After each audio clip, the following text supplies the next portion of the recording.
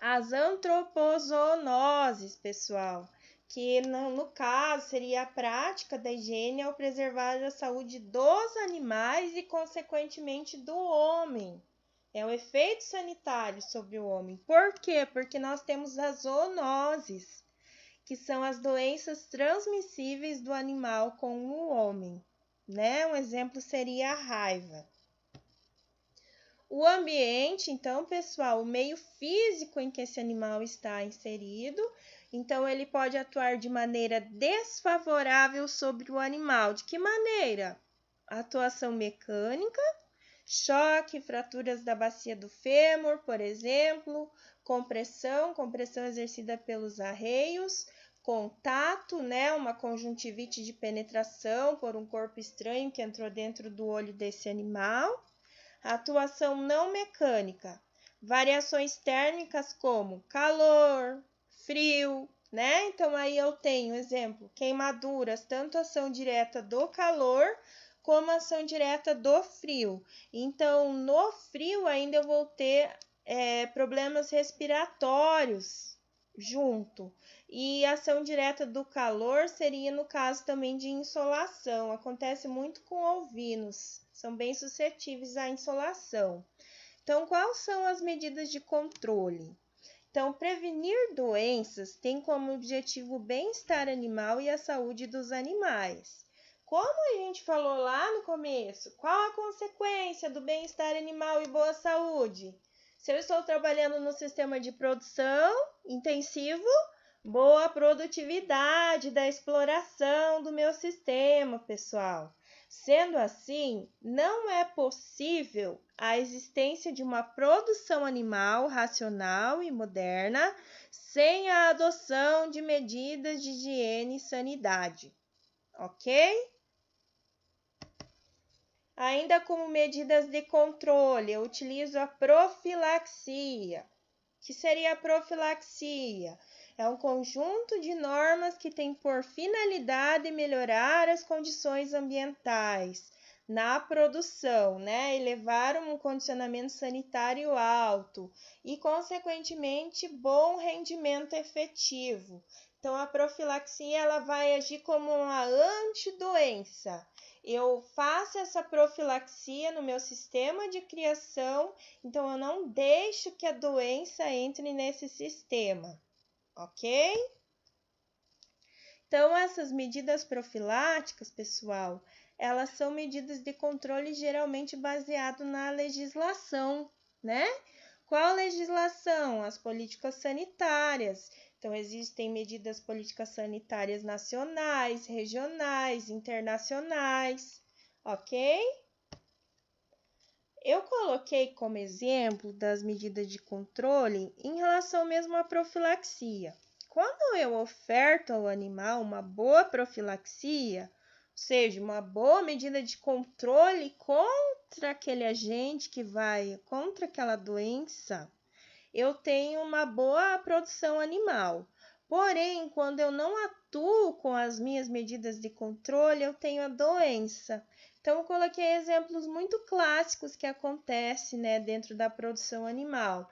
Seria ali no meu slide em relação à doença de casco, que acontece muito com bovinocultura de leite. Por quê? Porque esse animal fica muito tempo de pé, pré e pós-ordenha, né? Então, geralmente, na ordenha, o ambiente é limpo. Por quê? Porque eu preciso ter o meu leite limpo. Então, a ordenha é limpa. O ambiente de ordenha é limpo. Porém, onde esse animal espera, em pé, muitas vezes, na pré e pós-ordenha, eu tenho um ambiente cheio de umidade, de fezes, de urina. Então, isso propicia muitas doenças de casco. Junto com isso, eu tenho uma alimentação inadequada também. Em relação à bovinocultura de leite, eu coloquei ali no slide, pessoal, uma foto que acontece muito, isso é uma mastite. Então, ela já está numa causa clínica, né? Nós temos a mastite clínica crônica. Então, essa mastite ela já está bem avançada. Por quê? Porque não foram tomadas as medidas de controle profilático para esse animal. Nós temos também ali o ovino. O ovino é um animal muito suscetível a infecções de contágio, gente. Aqui no caso é o nódulo, aquele nódulo de infecção de rebanho. Então ele dá o nódulo no ovino, geralmente quando você percebe, lembra quando eu disse que a gente não consegue controlar muito a passagem do animal para a doença? Então geralmente passa muito rápido para o rebanho, replica muito rápido essa infecção para o rebanho. Esse nódulo infeccioso, pessoal, a gente precisa cortar ele ou apertar, ou corta com bisturi ou aperta bem ali no nódulo, ele sai uma secreção purulenta, amarela, infecciosa, com pus. Então isso também eu tenho que cuidar para mim, homem, que eu estou lidando com o animal, não me contaminar. Então eu uso luvas, eu limpo esse nódulo, eu esmago esse nódulo. Geralmente a gente utiliza um copinho de plástico e depois a gente tem que queimar essa secreção, esse pus, porque a gente não pode enterrar, que vai para o lençol freático, né? E a gente também não pode descartar, por isso que a gente tem que queimar essa secreção. Ok, pessoal? Ainda aqui como exemplo de medidas de controle, então eu coloquei em relação à sanidade animal, coxos limpos, quer dizer, em relação à higiene animal, sanidade está do lado. Coxos limpos, né? O animal aqui é um sistema intensivo de produção, porque eu tenho uma pecuária de corte confinada, então eu tenho controle sobre alimentação, sobre ambiente, ok? Do outro lado, eu tenho um slide determinando então a sanidade animal, então vacinação, exames. Aqui do outro lado seria bovinocultura de leite, pessoal. Eu coloquei como medidas de controle um exemplo também muito clássico que eu já falei para vocês, que seria o pré e o pós-dipping. Que seria o pré e pós-dipping? Seria antes da ordenha e depois da ordenha, pessoal, lá na bovinocultura de leite, né? Na raça holandesa, por exemplo, a gente utiliza muito lá no sul a raça holandesa. Aqui é mais a Jersey, Girolanda, é uma raça misturada, né? Pela rusticidade e tal.